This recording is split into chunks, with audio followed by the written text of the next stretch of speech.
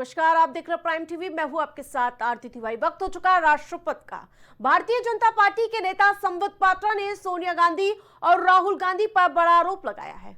उन्होंने कहा कि मामले को डकैती बताया है। साथ ही संबित पात्रा ने कहा कि इसे चोरी या भ्रष्टाचार नहीं कहना चाहिए। जो आपको बता दें कि संबित पात्रा ने सोनिया और राहुल गांधी पर हमला करते हुए उन्हें आज के जमाने का डकैत करार दिया और इस मामले को खुल्लम खुल्ला डकैती बताया। पात्रा ने भुवनेश्वर में एक प्रेस कॉन्फ्रेंस में ये बात कही है। संबित पात्रा ओडिशा के पुरी लोकसभा क्षेत्र से बीजेपी सांसद भी हैं। एक तरफ जहां कांग्रेस इस मामले में बड़ा विरोध जता रही है, तो दूसरी ओर भाजपा की ओर से संबित पात्रा ने इस मुद्दे पर कांग्रेस के शीर्ष नेतृत्व को घेर लिया। मामले पर तमाम नेताओं का अलग अलग कहना है, तो आइए सुनाते हैं इस पर क्या कुछ सियासी प्रतिक्रिया देखने को मिल रही है। पहले हम हिंदी पिक्चर में देखते थे, घोड़े पर बैठ के डाकू आते थे, ऐसे बंदूक लेके, बंदूक नहीं राइफल, बड़ा बड़ा बंदूक लेकर आते थे और कोई भी बाहर खड़ा हो गोली मार करके पूरे सरेआम दोपहर को दिन में आते थे और गोली मार करके उसकी प्रॉपर्टी हड़प लेते थे डाकू घोड़े पे बैठकर। और मॉडर्न डाकू तो यही है, ये तो डकैती है। ये सरेआम नाक के नीचे एक कंपनी बना करके 50 लाख में 5,000 करोड़ रुपए हड़प ली है। बस इतना ही फर्क है कि सोनिया जी राहुल जी घोड़े पे बैठ के नहीं आए। भाजपा सरकार के अंदर हमने कई दफा ईडी का नाम सुना है और कई मामले भी देखे हैं और भाजपा के साथ ईडी को कहीं ना कहीं शक की निगाह से भी देखा जाने लगा है। विपक्ष अक्सर आरोप लगाता है कि ऐसे में एक नजर डालते हैं भाजपा सरकार के अंदर ईडी का क्या रिकॉर्ड रहा है। हजार से ज्यादा ईडी पे कहना है।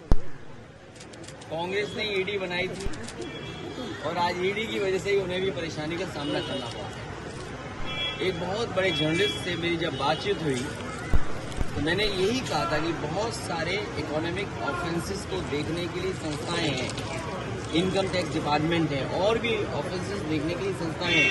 ईडी की जरूरत क्या है? ईडी जैसे विभाग को समाप्त कर देना चाहिए।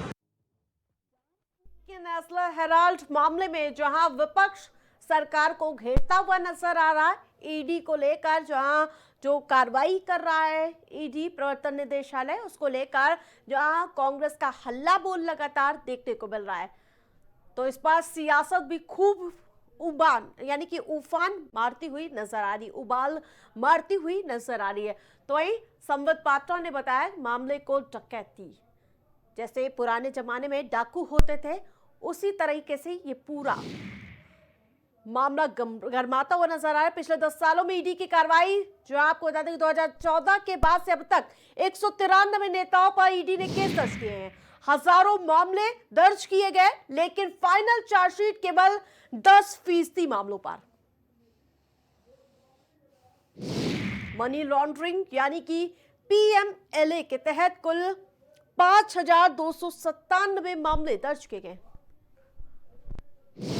हर 5 में एक ही मामले में चार्जशीट दाखिल हुई। तो ये 10 सालों का रिकॉर्ड है। 10 सालों में 1,000 से 1,500 मामलों में चार्जशीट दाखिल की गई है अब तक। ये रिकॉर्ड है पिछले 10 सालों का। 5,297 मामलों में से केवल 43 मामलों में ट्रायल अभी तक पूरा हुआ है।